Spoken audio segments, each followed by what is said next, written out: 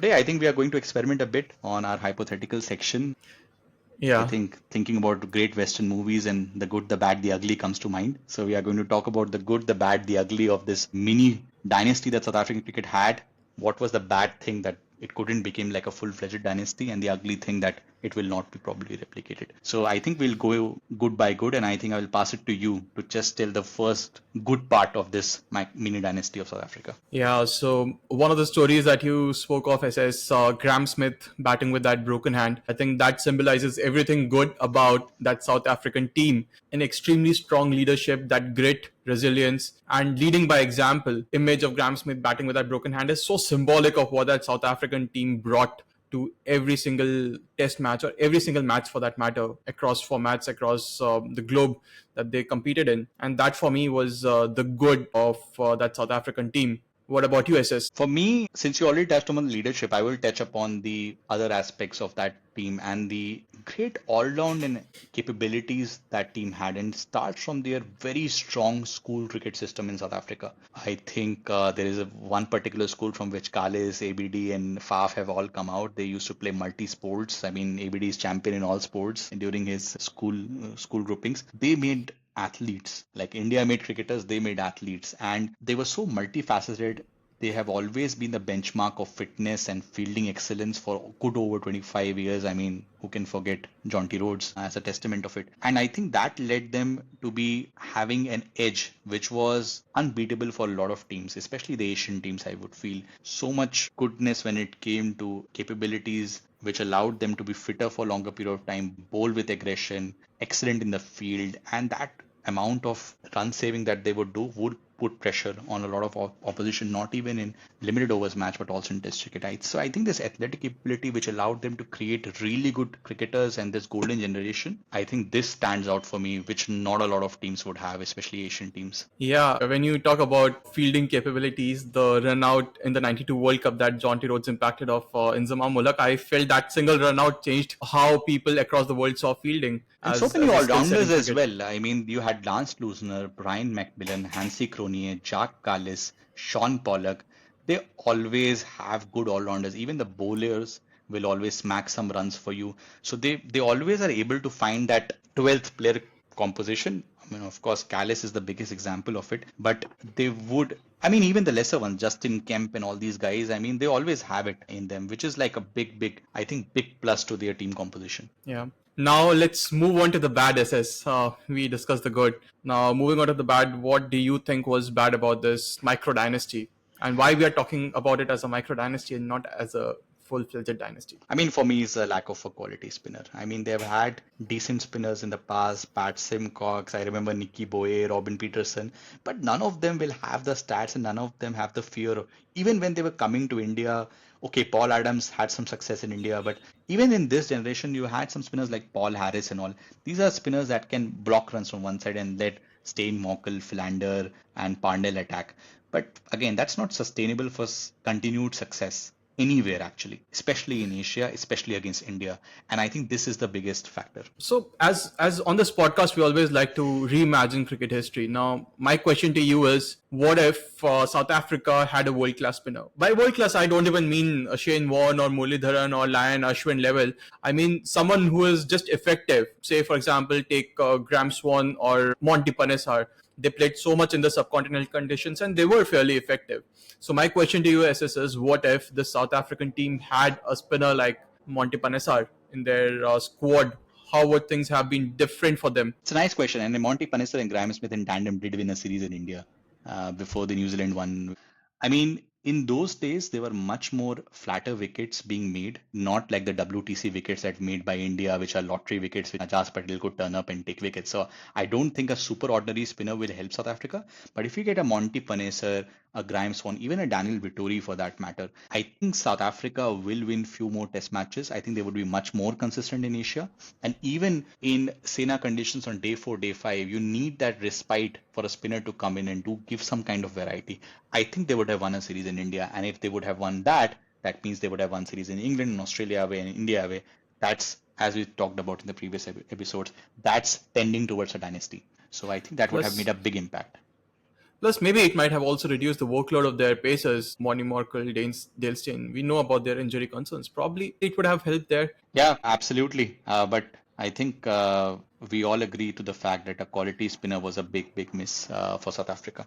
But passing it over to you, what do you think was the bad part of their which they could not become a bad full-fledged dynasty? Yeah, when I think about it, I feel they had so many superstars who were at the same time at the peak of their prowess. You have Jack Callis batting and bowling phenomenally well. ABD coming in, Hashim Amla at the peak of his form. Then you have ABD, Graham Smith, all of them coming at the peak of their form at the same around the same period.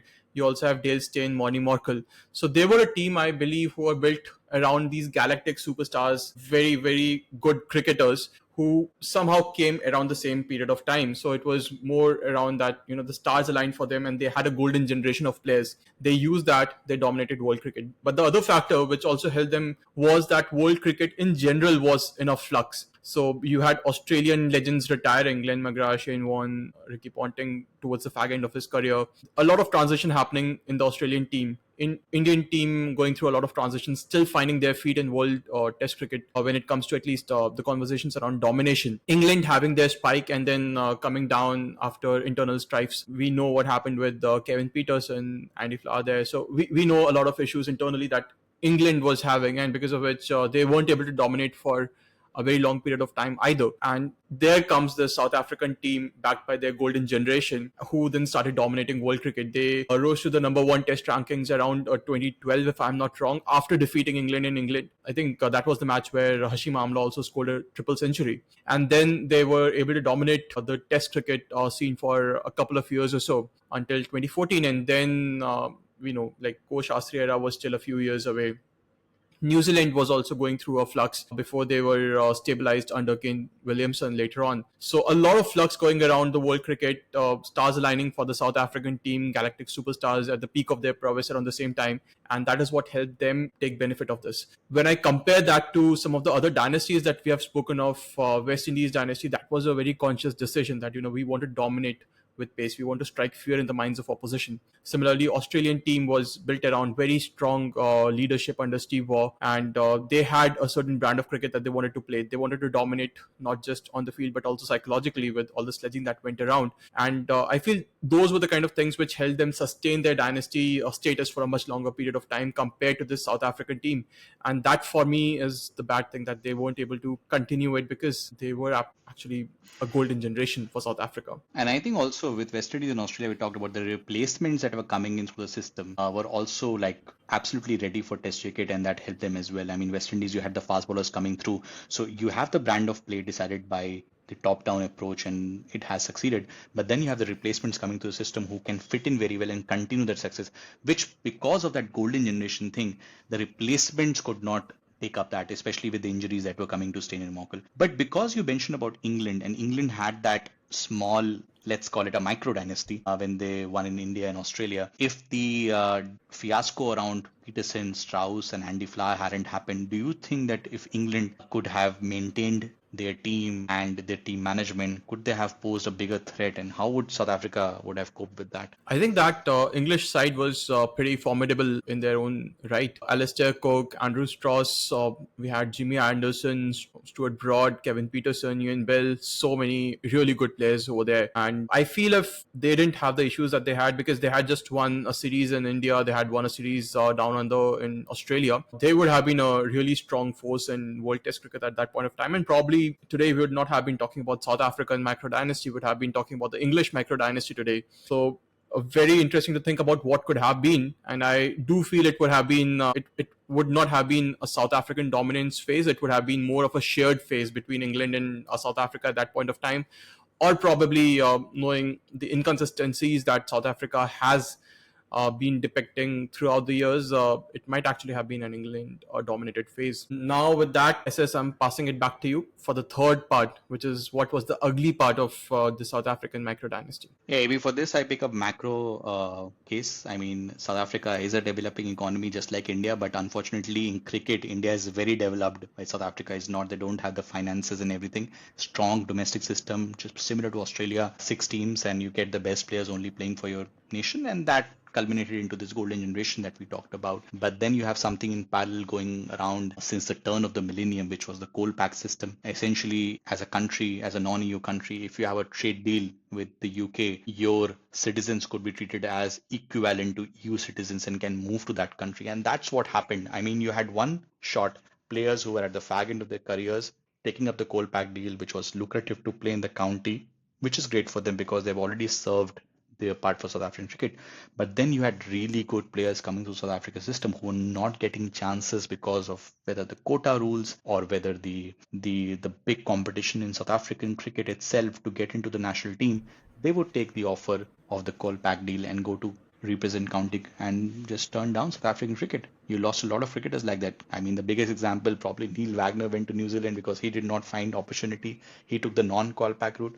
But then you had Kevin Peterson. Okay, he had a British passport through his mother, but still lost out in the system because he did play junior cricket there. Simon Harmer, we talked about spinners. Imagine if Simon Harmer played his entire career for South Africa. Excellent spinner, has such an amazing record in county cricket. They are still touting for him to come back somehow. And the Brexit deal has made it popular for players to return. And you can see it kind of coincides with South African cricket coming back into the form after doing the Devils deal with BCCI around South African T20 as well. So I think Kolpak combined with the quota system led a lot of good players leave South Africa. So it was never meant to be a dynasty in the first place. It was a small culmination of golden generation of players coming together for a few years of time, peak of powers, and they succeeded because of it. I love this point that you make, SS. It resonates on so many levels with how I think about the game. And I've also spoken so many times around the commercialization of the sport and the direction that commercialization and success of the teams follows. And I definitely feel South Africa has also been, in that ways, a country impacted by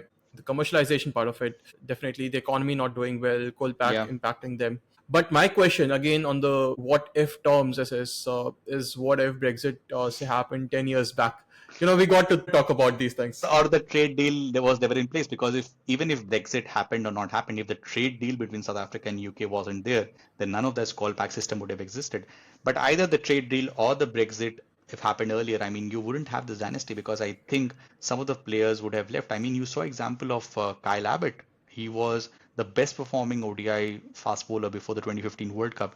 In semi-finals, they picked half-pick Vernon Philander. He did play a couple of test matches in 16, but then left the country in the right at the middle of his prowess. So it might have tilted the heads of a few players as well. If Brexit would have happened earlier, they would have remained in the system. Much more competitive test match team. It would help them to remain dominant for a couple of more years down the line, especially if Abbott would have gone, Simon Harmer wouldn't have gone. That would have been great for them. I think, but on the other side, you can also look at flip. Sometimes people will not take the callback deal, but would, because of this freedom of movement, they will play county cricket, learn from them, and return back to the system. So it had advantages, pros and cons. But I think if, especially Abbott and Harmer and Riley Russo, I think I remember these three guys leaving, and I think if they wouldn't have left, maybe for a couple of years, South Africa would have continued. But I think because the systemic issue, the quota system, some players would leave just because of that. And I think that would have been very difficult to live away with. So maybe a couple of years of extension, I would say, but not much. But now to you, what's your ugly story about South African cricket? Why it's not a dynasty? Yeah, whenever we speak about South African cricket and their dominance, SS, we also have to speak about the choke job that they always pull up. Not wanting to take a below the belt shot at the South African team, but then that is something which I feel is a mental block in their own psyches. We have seen that time and again. We spoke about the moments which come to mind when we think about the South African team. I still remember ABD crying after that World Cup 2015 semi-exit. Steyn has himself admitted that he has never been the same bowler after that World Cup exit. And I think although test matches didn't have an ICC tournament or a World Test Championship back then, but then the impact that all the other ICC events have had on these players' psyche, I think they were mentally burnt out after a certain point of time. And this has also shown up in their performances, even in Test cricket. So I think that for me has to be one of the ugly parts of South African cricket, that they have been there very close to that finishing line, and time and again they have not been able to cross that, and that's a mental block that Maybe if has Steyn burnt and them out. ABD, maybe if Steyn and ABD won an IPL with RCB, that would have been really helpful. But speaking of ICC events, I think they were quite in the semi-finals of the 14 T20 World Cup that happened in India, and Kohli versus Steyn, I remember that, and also the 15 World Cup semi-final. If somehow things would have fallen in their favor, if they would have won, do you think that the dynasty would have like upgraded from, let's say, a mini dynasty to a fuller dynasty? What do you think? Yeah, I can only imagine what would have happened if Dale Steyn was steaming in to bowl for another couple of years. But I also feel, given the injury concerns, but still, I feel that South Africa would have been more competitive for at least a couple of more years. If they were able to win that 2015 World Cup, it would have given them such a strong fillip in the entire cricketing ecosystem that they have Correct. in South Africa. That's a good point. More, we have seen that happen with India, right? 1983 World Cup, that is such a turning point, not just in the playing 11 that plays for India, but also what happens at the grassroots levels in the Indian domestic system. A similar thing happening with the 2011 World Cup. So we know that these ICC events can have such a huge fillip in how the cricket evolves in a particular country, and a country like South Africa, which has always had deserted history when it comes to championship wins. So I do feel that it would have given them such a strong fillip, and probably, if not at that point of time, they would have maybe built up a dynasty right now with a lot of superstars coming up, Kolpak, Brexit basically happening, a lot of their superstars coming back into the South African system. So I think it would have definitely had a huge impact on their team.